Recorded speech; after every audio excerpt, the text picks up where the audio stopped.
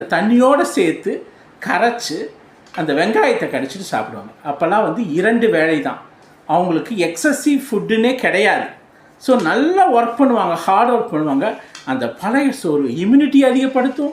அந்த பழைய சோறு பாடி ஹீட்டை அப்படியே குறைக்கும். குடலினுடைய ஓவரால் ஹெல்த்தை மெயின்டைன் பண்ணுறதுக்கு உதவும். மோஷன் இஷ்யூஸ் வராது, கண்கள் இஷ்யூஸ் வராது. ஓவரால் பாடி நன்றாக இயங்குவதற்கு எல்லா மைக்ரோ நியூட்ரியன்ஸும் அந்த பழைய சோத்தில் இருந்ததுங்க. B6, B12, பொட்டாசியம், சோடியம், இது எல்லாமே அந்த பழைய சோற்றில் இருந்தது. ஸோ பழைய சோறுங்கிறது ஒரு அமிர்தம். அந்த அமிர்தத்தை வெயில் காலத்தில் நீங்கள் மறக்காமல் சாப்பிடுங்க. தோசை, இட்லி அப்படிங்கிறதெல்லாம் நம்ம சொல்கிறோம். இட்லி கூட ஓகே, ஆனால் தோசை, சப்பாத்தி, பரோட்டா இதெல்லாம் நிறைய ஆயில் போட்டு சாப்பிடும்போது அந்த சம்மரில், கோடை காலத்தில் ஆயில் அதிகமாக எடுக்க அது கூட பாடி ஹீட்டை அதிகப்படுத்தி கல்லீரலுக்கு அதிகமான அழுத்தத்தை கொடுக்கும். ஸோ கல்லீரலுக்கு அதிகமாக அழுத்தம் கொடுக்கப்பட்டால் அது மஞ்சக்காமாலையாக மாறுவதற்கு அதிகமாக சான்சஸ் இருக்குது.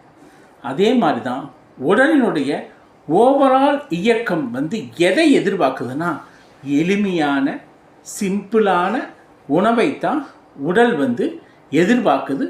எஸ்பெஷலி அந்த குடல் எதிர்பார்க்குது. நம்ம கட்ட இருக்கக்கூடிய கல்லீரல் ஆகட்டும், பித்தப்பை ஆகட்டும், அல்லது சிறுகுடல், பெருங்குடல் ஆகட்டும், இது ஓவரால் உடலில் சாப்பாடுன்னு வாய்க்குள்ளே போயிடுச்சுன்னா ஒவ்வொரு உறுப்புக்கும் வேலை இருக்குதுங்க. நீங்கள் அந்த உறுப்புக்களை ரொம்ப வேலை வாங்கி பாடி ஹீட் ஆகும்போது ஒவ்வொரு உறுப்பும் பிரச்சனைகளை உண்டாக்கி அதுக்குரிய பெயினோ அதுக்குரிய பிரச்சனைகளோ உண்டாக்கி மருத்துவரை பார்க்க வேண்டிய நிலைமை உண்டாகும்.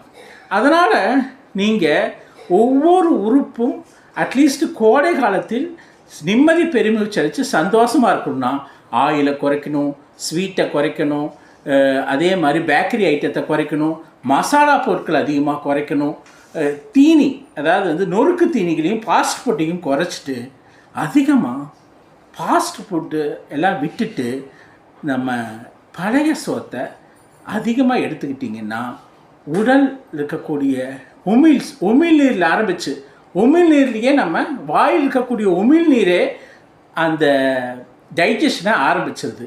அப்போ நீங்கள் பழைய சோறு சாப்பிடவே